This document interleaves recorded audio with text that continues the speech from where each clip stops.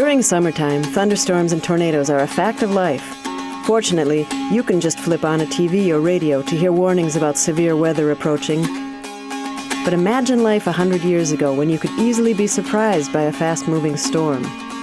On the night of August 20th, 1904, St. Paul caught the brunt of a major storm as it swept across the Twin Cities, hitting towns all the way from Hutchinson to Stillwater and into Wisconsin.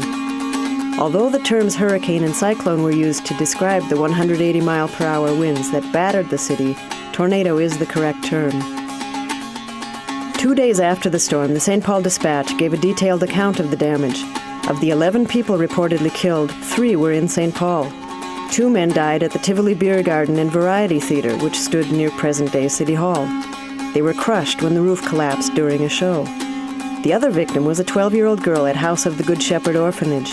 She died when a chimney fell through the roof of the dormitory. The death toll could easily have been higher, but there were many miraculous escapes, including that of the Altendorfer family who lived in a cottage underneath the High Bridge. Even the huge wrought iron girders of the bridge were no match for the powerful winds, and the southern portion of the bridge, 540 feet long and 700 tons, was sheared off and blown 100 yards downstream. The family was huddled in their hallway when one of the bridge girders smashed through the back part of their house, just missing them.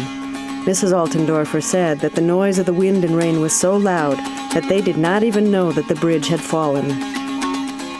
In some spots, a house or barn was lifted off its foundation and set back down a few feet away, sometimes upright, sometimes not. Trees were blown down everywhere. 500 were destroyed on Harriet Island.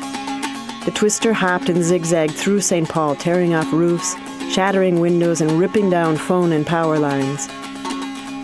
Despite the destruction, the city recovered quickly. Sales of storm-damaged goods were heavily advertised in the newspaper just a day and a half later. The High Bridge reopened 10 months later. In 1890, a deadly tornado had struck towns and resorts just north of the city. Many believed that St. Paul's hilly landscape would continue to prevent funnels from touching down in the city.